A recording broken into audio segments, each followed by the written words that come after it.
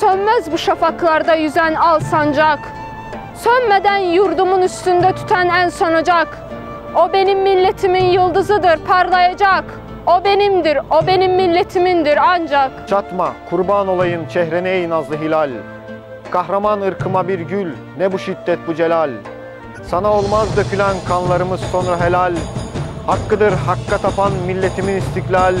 Hakkıdır hakka tapan milletimin istiklal. Ben ezelden beridir hür yaşadım, hür yaşarım. Hangi çılgın bana zinciri vuracakmış şaşarım. Kükremiş sel gibiyim, bendimi çiğner aşarım. Yırtarım dağları, enginlere sığmam taşarım. Garbın afakını sarmışsa teliş zırhlı duvar. Benim iman dolu göğsüm gibi serhaddim var. Ulusun korkma, nasıl böyle bir imanı boğar? Medeniyet dediğin teş dişi kalmış canavar. Arkadaş, yurduma alçaklara uğratma sakın. Siper et gövdeni, dursun bu hayasızca akın. Doğacaktır sana vaat ettiği günler hakkın.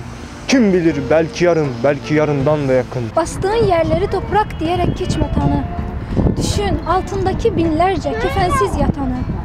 Sen şehit oğlusun, incitme, yazıktır atanı. Verme dünyaları alsan da bu cennet vatanı. Kim bu cennet vatanın uğruna olmaz ki feda? Şu eda fışkıracak toprağı sıksan şu eda. Canı, cananı, bütün varımı alsın da hüda. Etmesin tek vatanımdan beni dünyada cüda. Ruhumun senden ilahi, şudur ancak emeli. Değmesin mabedimin göğsüne namahrem eli. Bu ezanlar ki şehadetleri dinin temeli. Ebedi yurdumun üstünde benim illemeli. O zaman vecd ile bin secde eder varsa taşım. Her cerihamdan ilahi boşanıp kanlı yaşım. Fışkırır ruhu mücerret gibi yerden naşım.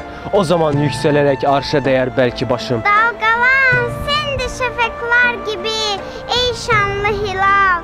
Olsun artık dökülen kanlarımın hepsi helal.